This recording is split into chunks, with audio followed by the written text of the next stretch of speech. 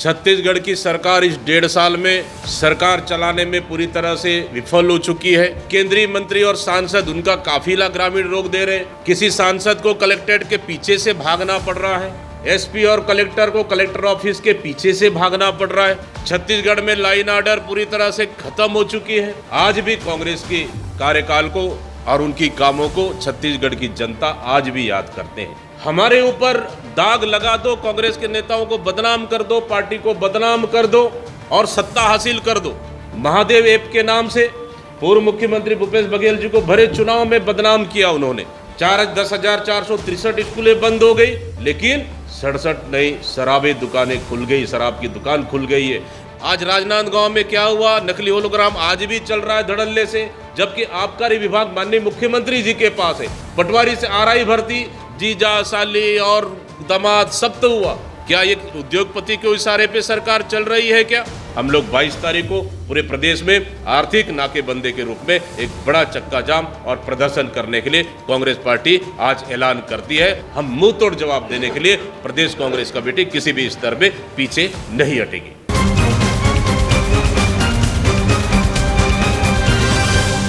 Media के साथियों, पूर्व मुख्यमंत्री भूपेश बघेल जी और हमारे बीच में लीडर ऑफ ऑपोजिशन महंत जी और तमाम हमारे वरिष्ठ नेतागण तबद साहू जी भी, रविंद्र चौबे जी है, मोहम्मद अकबर जी है और अमर शुक्ला जी और तमाम हमारे वरिष्ठ नेतागण और विधायक साथीगण। आदरणीय साथियों, जिस तरह से लगातार ये भारतीय जनता पार्टी की डबल इंजन की सरकार बनने के बाद कांग्रेस के नेताओं को डराना, धमकाना, फर्जी केसेस डालना एक तरह से आम बात हो गई है। वो इसलिए क्योंकि छत्तीसगढ़ में रिमोट कंट्रोल की सरकार चल रही है और छत्तीसगढ़ की सरकार इस 1.5 साल में सरकार चलाने में पूरी तरह से विफल हो चुकी है, फेल हो चुकी है। और इसी का नतीजा है कि आप देखेंगे कि कोरबा में डिप्टी सीएम का काफिला ग्रामीण रोक दे रहे। आप देखेंगे कि केंद्रीय मंत्री और सांसद उनका काफिला ग्रामीण रोक दे रहे। किसी सांसद को कलेक्ट्रेट के पीछे से भागना पड़ रहा है। एसपी और कलेक्टर को कलेक्टर ऑफिस के पीछे से भागना पड़ रहा है। आखिर क्यों ये स्थिति पैदा हुआ है छत्तीसगढ़ में 1.5 साल में?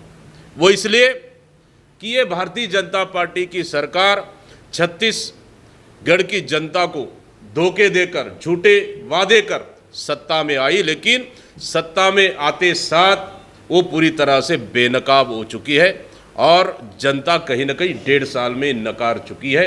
उसी का नतीजा है कि छत्तीसगढ़ में पूरी तरह से छत्तीसगढ़ को इस सरकार ने बदहाल कर दिया है। एक तरफ बस्तर से लेकर सरगुजा तक खनिज संसाधन, जल जंगल, जमीन, खनिज संसाधन लूट रहे हैं। किसानों की हालत क्या है पूरे छत्तीसगढ़ देख रहा है। 10,463 स्कूलें बंद हो गई है। युवाओं के लिए एक नौकरी का कोई रास्ता नहीं बचा, पूरे रास्ते बंद हो गए। छत्तीसगढ़ में लाइन ऑर्डर पूरी तरह से खत्म हो चुकी है। इन सब मुद्दों को लेकर तमाम सीनियर नेताओं के साथ प्रदेश कांग्रेस कमेटी ने इस 1.5 साल में सरकार के खिलाफ में बेहद आक्रामक रूप से लड़ाई लड़ रही है और कहीं ना कहीं सरकार को हम साबित करने में सफल भी रहे इस 1.5 साल में कि भले सरकार को जनता ने चुनकर सत्ता दिया, लेकिन आज भी कांग्रेस के कार्यकाल को और उनकी कामों को छत्तीसगढ़ की जनता आज भी याद करते हैं। और ये सरकार पूरी तरह से विफल हो चुकी है। ये 1.5 साल में हम लोग जनता के बीच में ये स्थापित करने में कहीं ना कहीं सफल रहे हैं। रही बात भ्रष्टाचार की बात, जग की कीमत क्या है पूरे प्रदेश की जनता ने देखा है। एक टीवी की कीमत क्या है, 1 से 1.5 लाख टीवी की कीमत पूरी छत्तीसगढ़ की जनता ने देखा है। एक चप्पल की कीमत क्या है पूरी जनता ने देखा है। मतलब हमारे ऊपर दाग लगा दो, कांग्रेस के नेताओं को बदनाम कर दो, पार्टी को बदनाम कर दो और सत्ता हासिल कर दो। ये आपसे बेहतर कौन समझ सकता है। महादेव ऐप के नाम से पूर्व मुख्यमंत्री भूपेश बघेल जी को भरे चुनाव में बदनाम किया उन्होंने। 508 करोड़ रुपए का लेन देन हुआ। आज महादेव सट्टा ये बंद हुआ क्या? कहाँ गए रवि उप्पल और सौरभ चंद्राकर, जिन्होंने गिरफ्तारी करने का दावा की सेंट्रल गवर्नमेंट और स्टेट गवर्नमेंट में? चंद दिनों में वापस लाया जाएगा भारत, कहाँ लाया आज तक? सरकार से हम पूछना चाहते हैं। अब तो अब कौन सा ऐप? सीवा ऐप नया शुरू हो गया। कौन किया ऐप शुरू? सरकार क्या कर रही है इस ऐप के लिए? सट्टा बंद हुआ क्या? महादेव ऐप बंद हुआ क्या? नहीं हुआ ना, सीवा ऐप शुरू हुआ। गजानन ऐप भी शायद चल रहा है मेरे ख्याल से। तो फिर सरकार में क्या नई चीज हुई? आरोप लगाए, सत्ता में बैठे, और सत्ता में बैठने के बाद कोई चीज सुधार हुआ? 10,463 स्कूलें बंद हो गई, लेकिन 67 नई शराबी दुकानें खुल गई, शराब की दुकान खुल गई है, गली गली शराब बिक रही है। आप शराब घोटाले का आरोप लगाते हैं, नकली होलोग्राम, नकली स्टिकर। आज राजनांदगांव में क्या हुआ? नकली होलोग्राम आज भी चल रहा है धड़ल्ले से, आज भी नकली शराब बिक रहा है। पीसीसी ने और कई गणमान्य लोगों ने सार्वजनिक रूप से वीडियो शेयर किया है छत्तीसगढ़ सरकार को। सरकार क्या कर रही है? जबकि आबकारी विभाग माननीय मुख्यमंत्री जी के पास है। क्या सुधार हुआ? सिर्फ बदनाम करने के लिए सत्ता बदनाम करो और सत्ता हासिल करो। आपको जनता ने जनादेश दिया है, आप जनता के लिए काम करें और जनता का विश्वास जीते, न कि आपने सिर्फ मोदी गारंटी के नाम से जनता के सामने झूठ बोलने का काम किया है, किसानों को झूठ बोलने का काम किया है, इस प्रदेश के युवाओं को झूठ बोलने का काम किया है। हम 1 लाख नौकरी देंगे, हम यूपीएससी के तर्ज पर हम हम यहाँ पे परीक्षा हम कराएंगे। यही यूपीएससी का तर्ज पे है क्या?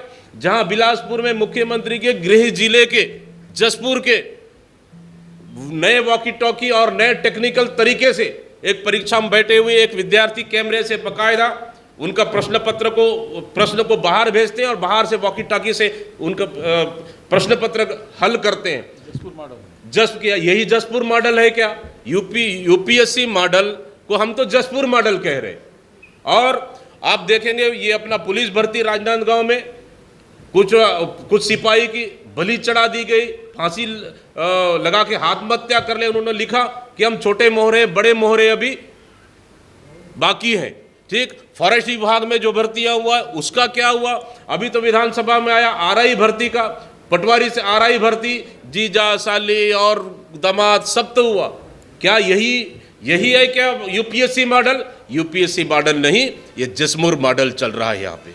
आदरणीय साथियों, निश्चित रूप से कांग्रेस पार्टी को डराने का, धमकाने का आज भूपेश बघेल के ऊपर लगातार ईडी, सीबीआई, उसके बाद ईओडब्ल्यू और कोई बाकी बचा है कोई एजेंसी, वो भी आ जाए, उसके लिए भी तैयार है स्वागत करने के लिए।